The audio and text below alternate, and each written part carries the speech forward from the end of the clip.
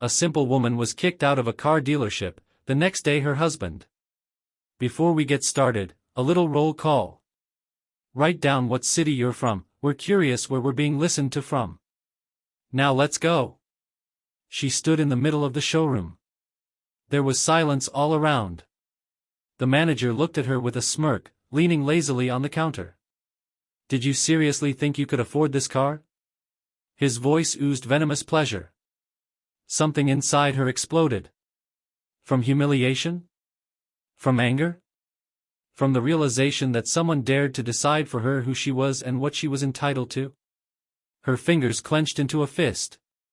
There was a pause in the air, thick as a thunderstorm. Say that again, she said slowly. The salesman smiled wider, glared at her, and then said, I said, we don't have a second-hand shop here. A few minutes ago. She walked into the car dealership with that very feeling when you know you deserve something good. When you've worked for years, saved, planned, and now the moment is here. She dreamed of this car. Not Ponzi, not Ponzi. Just, damn it, she was tired of driving an old trough that could fall apart on the highway any minute. As she stepped inside, she felt the look on her face.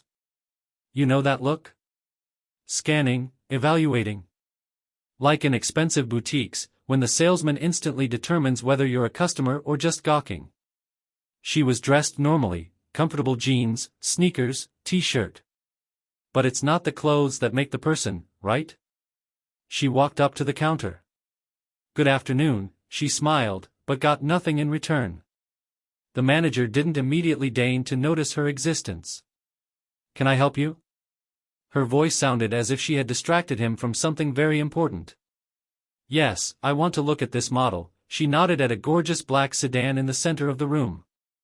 The manager slowly shifted his gaze from the car to her. This model is expensive. Okay. She ignored the hint. I like the equipment. Can you show me the interior? Now he wasn't even hiding a chuckle. Maybe you'd be more interested in something in the, more affordable segment? It's getting hot in my chest. I want to see this one. The manager sighed, walked lazily toward the car, but there was this defiant reluctance. Of course. It's just that usually our customers are, they book a test drive in advance. She looked him straight in the eye. Do you have a rule that you can't just come in and look? No, of course not, but, he shrugged. Just a heads up that this model is very expensive. That's when it started to boil. Are you guys judging by looks who can afford it and who can't? Well, you know. Experience. She smiled. Not because it made her laugh. Because at times like this, laughter is the best thing to prevent a punch in the face. So are you going to open the car or do I have to go to another salon? Here the second salesman, just as smug, but older, joined the conversation. My colleague just wants to warn you. Many customers come in just to look, but we're not a showroom for tours. Here it is. Now that wasn't just condescension. It was a kick out the door. So kick me out. Just say, woman, get out of here, you're not our customer. The salesmen looked at each other. And one of them said, we wouldn't want you to feel uncomfortable. And that's when I ran out of patience.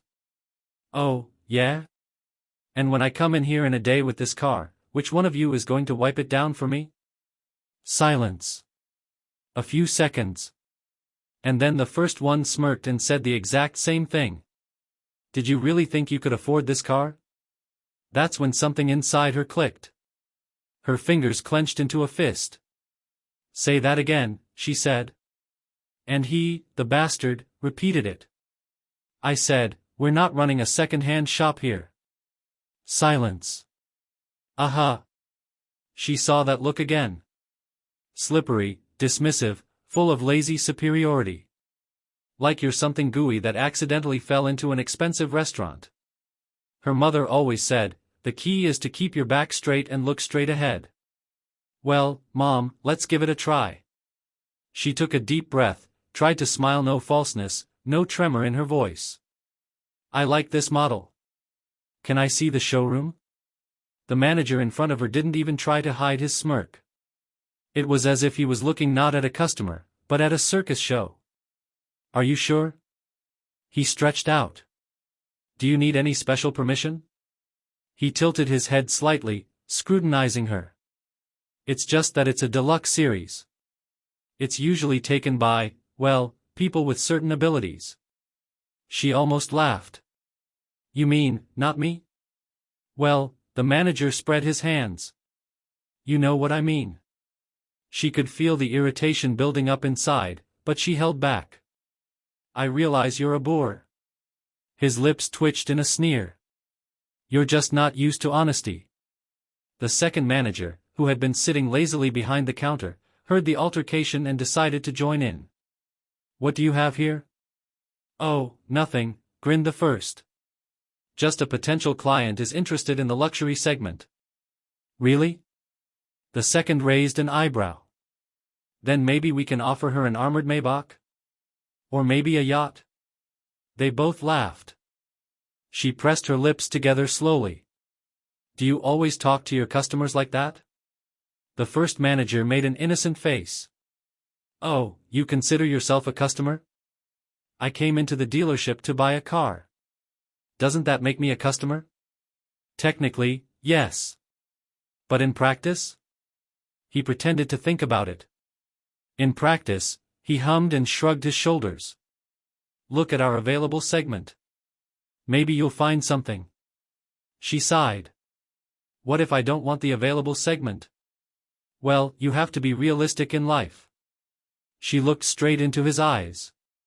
Oh, so you're an expert on life? I wonder, and what your valuable experience says about my ability to pay?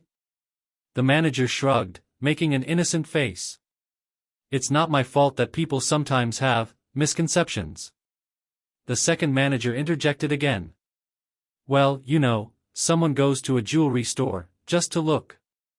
Someone goes into a car dealership just to dream. That's fine. Yeah, but in a jewelry store, the clerks don't tell me where to go if I want earrings instead of plastic costume jewelry. The second manager chuckled. At least in a jewelry store you can tell at a glance who's a customer and who isn't. She felt the heat flood her face. Inhale. Exhale. Take it easy. Don't let it show. Okay. I like this car. I want to see it. Are you gonna open it? The manager slowly, defiantly pulled out the key. Okay. But this is an exclusive package. It's not just some ordinary car. So open it. He flicked the key fob, the doors unlocked gently. She was about to step forward, but he literally blocked her way. Actually, we only allow verified customers in these cars. She froze. What do you mean? He leaned forward a little, as if in confidence. You don't want to scratch the leather interior, do you? She swallowed. The bastard had just called her dirty. The second manager put his word in again. You see, this car is aimed at a more specific audience. What kind of audience? Well, he shrugged. People of a certain level. She closed her eyes for a second. Breathe. Don't lose your temper. When she opened them, she looked at them calmly, straight ahead. Look, guys. Let's be honest. You don't think I can afford this car, do you? The manager smirked. You know I do. On what grounds? Well, he looked her over from head to toe again. You look, modest. She nodded slowly. I see. So you think money is worn on the face? Well. Are you saying that if I came in here in a fur coat and stilettos, with lips the size of pillows, you'd show me a car? He chuckled. Well, there's something to that. Aha. And if I came in my pajamas but with a bag of cash, I wouldn't be your client either? Oh, cash is different. She let out a short laugh. Oh, right. Top-level logic. She looked at them for a couple more seconds. Okay. I see your point. She turned and walked toward the exit. Hey, don't take offense, one of them shouted after her. No offense, she said, not turning around. It's just that it's not a second-hand store. Silence. She heard the other manager snicker. And then the car dealership door closed behind her.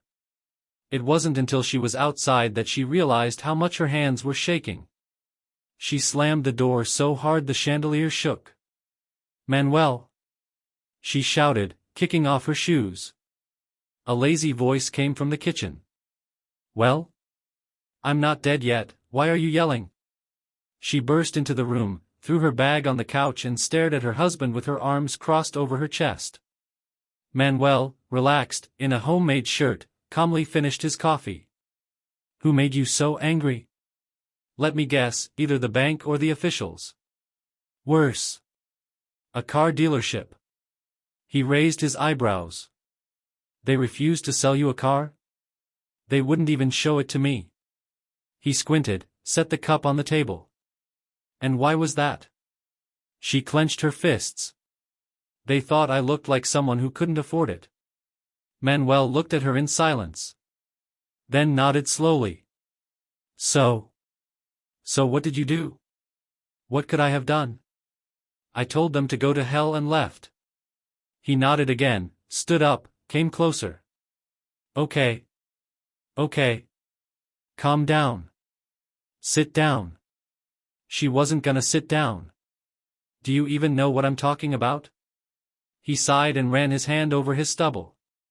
I do. Two idiots with inflated egos thought they could judge people by their looks. That's nothing new. I mean, it doesn't piss you off. He shrugged. Why not? It does.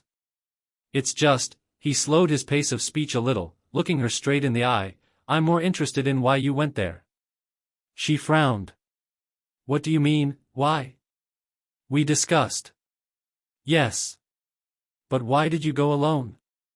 She looked away. I wanted to surprise you. Manuel grinned. Well, it was a surprise.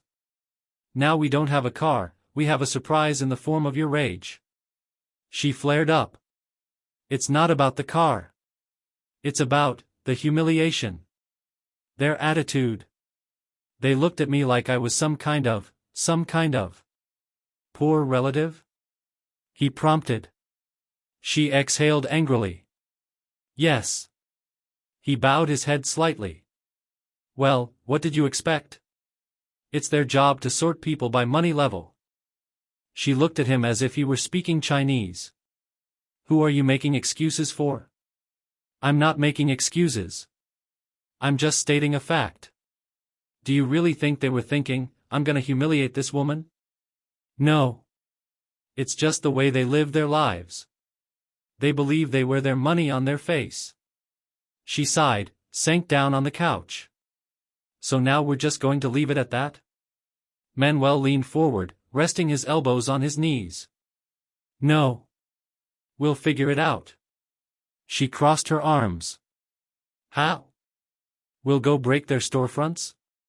He grinned. I've got a better idea. We'll go there together tomorrow. She became wary. Do you want to punish them? He shook his head. No. I want to show them how wrong they were. The next day they drove up to the very same car dealership. Manuel turned off the engine, cast a brief glance at his wife. Ready? She nodded. I'm not sure I understand your plan. He grinned. That's fine. Then the surprise won't just be for them, but for you, too. He got out of the car leisurely, like a man who always knows exactly what he wants. Inside the salon everything was the same, perfect order, glass windows, dimmed light. The same manager with a smirk and a lazy self-assurance was just explaining something to another customer. Manuel stepped closer and said quietly, "Good afternoon. I need a consultation." The manager turned around and froze for a couple of seconds. It was as if his brain was trying to figure out where he had seen this man before. Then, of course, he recognized it. His wife, standing a little to the side, saw him cast a quick glance at her, and twitched slightly. "Oh," he said, putting on his trademark smile. "It's good to see you again." Manuel nodded slowly. "Yes, my wife stopped by yesterday, but she didn't seem to be received too warmly." The manager coughed. "Well, you know, there are misunderstandings." Manuel bowed his head slightly. "Misunderstandings?" The manager hummed nervously. "Well, perhaps we didn't fully understand her request." "So you weren't confused by the fact that the customer came to the dealership to pick out a car? Were you confused by the way he looked?" The manager tensed up a little. No, of course not. It's just that, you see, when it comes to expensive models, we have to be sure." Manuel raised an eyebrow. "Sure of what?" The manager looked away. "Well, that the customer has, well, the appropriate capabilities." "And by what criteria do you determine that?" The manager fidgeted. "Look, let's be honest. If a person looks, shall we say, simple, then most likely—" Manuel interrupted him abruptly. "I'm sorry, simple, being what?" The manager fell silent. "So if a man doesn't have a gold watch and a $5,000 suit, he's automatically poor?" "No, of course not, but—" "But?" The manager hesitated again. Manuel paused. "Okay. I have a proposition for you." The manager tensed. "What is it?" Manuel shoved his hands in his pockets and leaned forward slightly. "Let's put your theory to the test." "What do you mean?" Manuel grinned. "Well, you believe that you can determine a person's financial capacity by their clothes, don't you? Let's play a game. I'll go out, change my clothes and come back. See if you can guess whether or not I'll buy a car from you." The manager opened his mouth, closed it. "Is this some kind of joke?" "No. I just want to see how your ingenious method of analysis works." The manager coughed. "Look, sir, I think you're exaggerating." "Really?" Manuel's voice got a little harsher. "Then why did my wife get one attitude from you yesterday and another today when I'm around?" The manager turned pale. Manuel nodded. "Exactly." They were about to leave when a voice came from behind them. "Sir, wait." Manuel stopped. His wife raised her eyebrows in surprise. The salesman stood still, hands in his pockets, jaw tense. "Was there something else?" Manuel asked calmly. The salesman opened his mouth, closed it. He seemed to be struggling with himself. "Well, you misunderstood everything." "Did I?" Manuel turned around and crossed his arms over his chest. "Explain to me exactly how I got it wrong." The salesman frowned, but there was no longer the same smugness in his gaze. "I'm just doing my job." "And your job is to judge people by their looks?" The man exhaled sharply. "No, of course not. It's just—" he stammered. Manuel looked at him carefully. "You remind me of someone." The salesman frowned. "Who?" Manuel bowed his head slightly. "Myself. About 20 years ago." The salesman blinked. The wife looked at her husband with surprise, too. "Really?" The salesman snorted. "You think I'm going to buy that?" Manuel grinned. "You think you will?" He took a step closer, his voice quieter but firmer. "I, too, once believed that the world was divided into winners and losers. That if you look good, you're in control. And if you don't, you're a nobody." The salesman opened his mouth but couldn't answer right away. "How did it work?" he asked without looking up. Manuel chuckled. "It didn't. I once had a man who showed me how stupid I was. And you know what the most frustrating part was? He didn't even get mad. He just looked at me like I was wasting my life." He paused. The salesman tensed slightly, but his gaze changed.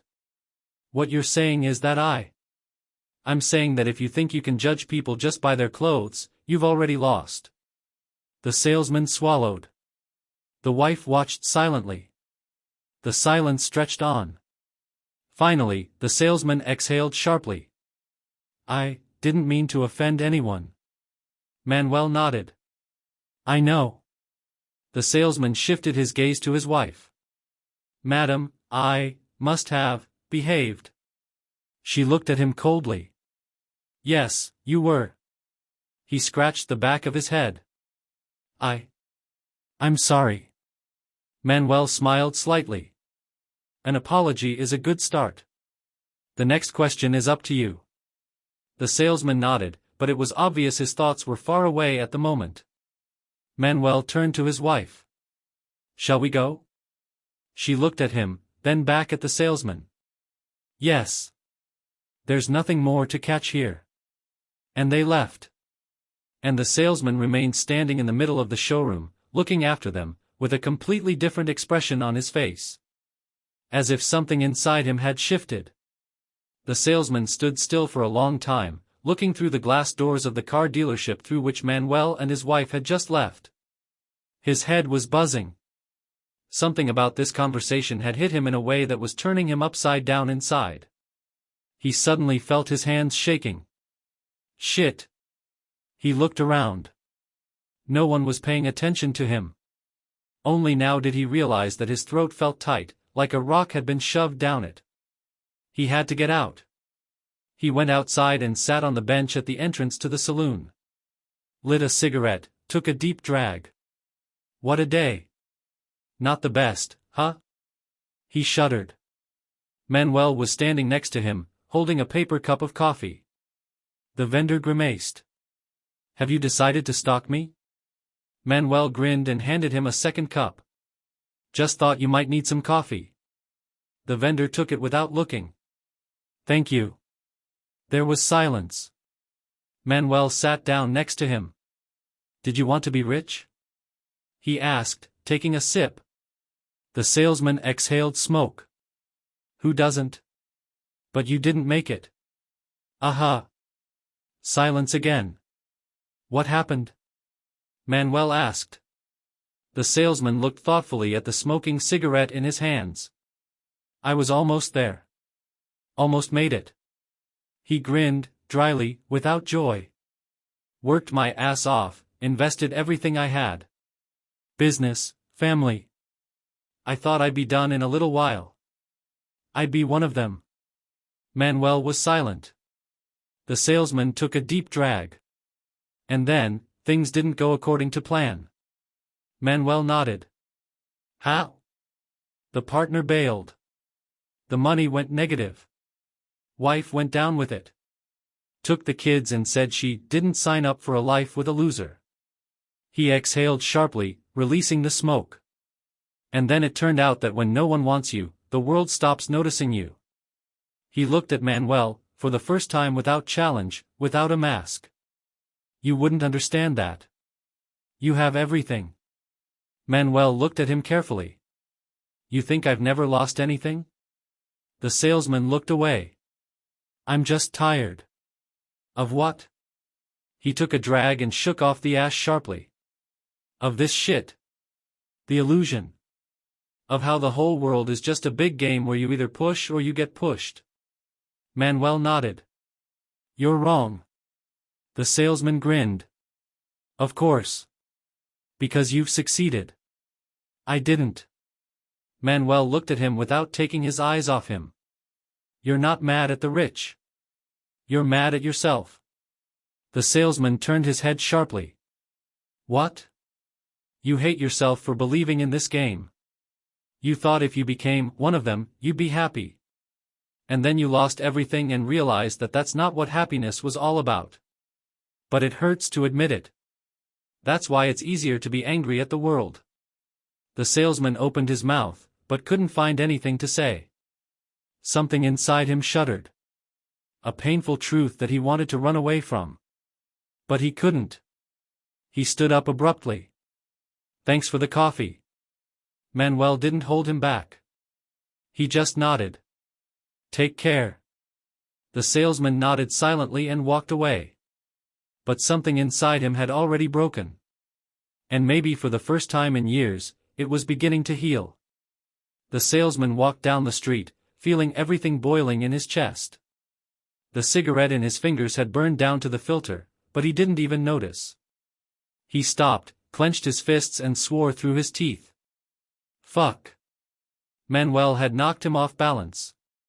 Not with his fist, not with threats, not with money, but with words. That was the worst part. Because now there was no escaping it. He didn't realize how his feet had led him back to the car dealership. And who the hell is standing out front, squinting drunkenly into the sun? Are you kidding me? The salesman stopped dead. Manuel, who was holding a cup of coffee, lazily turned around. I'm actually just drinking coffee. Why are you doing that? Doing what, exactly? The vendor waved his hands. You came here specifically to get into my fucking head. Manuel grinned. Boy, you let me in there yourself. What? You could have just told me, fuck you, and walked away. Maybe that's what I should do. Manuel shrugged. Do whatever you want to do. I'm just here. The salesman ran his hand over his face, getting even more pissed off. Why the fuck was this man poking around his life so quietly? What do you want from me? He finally squeezed out. Manuel looked at him and answered simply. Choice. The salesman froze. What? A choice you haven't had in a long time. Manuel took a step closer, looking him in the eye. You can stay here. Work at this car dealership, hate the customers you think are luckier than you are. Get angry, grumble, prove to yourself that it's all a fucking game that's either you or you. He paused. Or you could try to make a change. The salesman narrowed his eyes. Change it? What? Manuel shrugged his shoulders. I don't know. It's your life, not mine. The salesman grinned. Do you think it's that simple? No. But I know it starts with a choice. The salesman turned away, gritting his teeth. Manuel pissed him off. Pissed off because he'd spoken an inconvenient truth. Because now the question he'd been avoiding for so long was running through his mind. What if I'm really just stuck? The silence dragged on. I don't know how. The words seemed to come out on their own.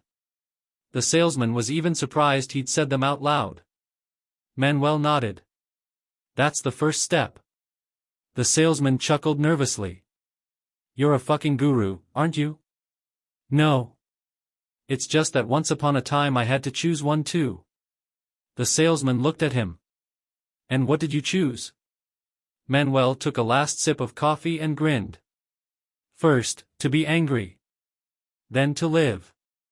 He tossed the glass into the trash can and turned around. The choice is yours, kid. The salesman stared after him. Something squeezed in his chest again. A choice. Those words stayed in my head. And no longer rested. You did what? Raquel froze with a mug of tea in her hand, looking at her husband as if he had just told her that he had sold their house and now they would live in a chicken coop. Manuel sighed, threw his jacket over the back of his chair and poured himself some water. I talked to him. Who? The creep who humiliated me? Him. Raquel squinted. And what, you took him out to dinner? Did you buy him a car? Maybe also hugged him goodbye? Manuel grinned. Almost. Even bought him coffee. Are you fucked? Raquel stood up and put the mug on the table so that it almost cracked. The man wiped his feet on me. He looked at me like I was trash. And you're having a fucking tea party with him? Manuel calmly took a sip of water. Yes. Raquel stared at him as if trying to see if he was crazy. Did you feel sorry for him? Manuel hesitated. Not exactly. What then? He put the glass on the table and sat down across from his wife. I realized that he had already been punished.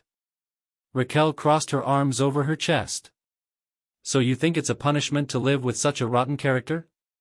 Manuel shook his head. No. His punishment is that his life is already ruined. He lost his game and now he's just a walking anger that burns itself out. Raquel frowned. I don't understand. Manuel sighed. You know how it is. A person wants one thing, money, success, recognition. And then suddenly he loses it all. And it hurts. And pain is the easiest thing to hide behind anger. Raquel sat up slowly. Are you saying he was like you? Manuel smiled. No. I never treated people like garbage. But I used to know how to be angry too. Raquel remembered. Yes, there was that. When they had almost no money, when everything seemed to be going to hell. Manuel was angry then, too. At the system. At injustice.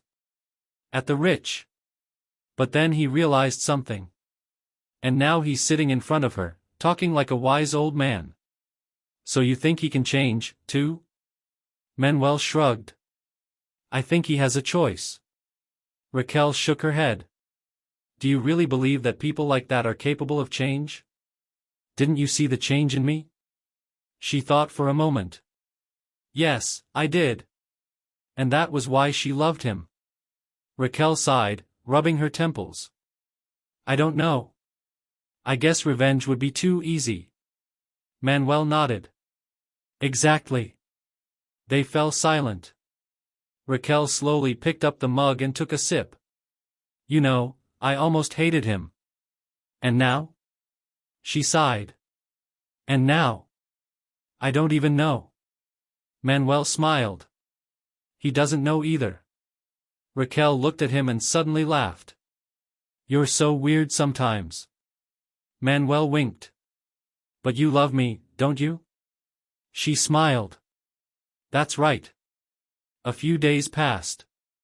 Life went on as usual, work, worries, dinners with his wife. Manuel had almost forgotten about that conversation. Well, as forgotten, rather, just stopped thinking about it. But one morning, when he was having breakfast, his phone vibrated with a new message. From an unknown number. He opened it and read it. I'm out. Thanks.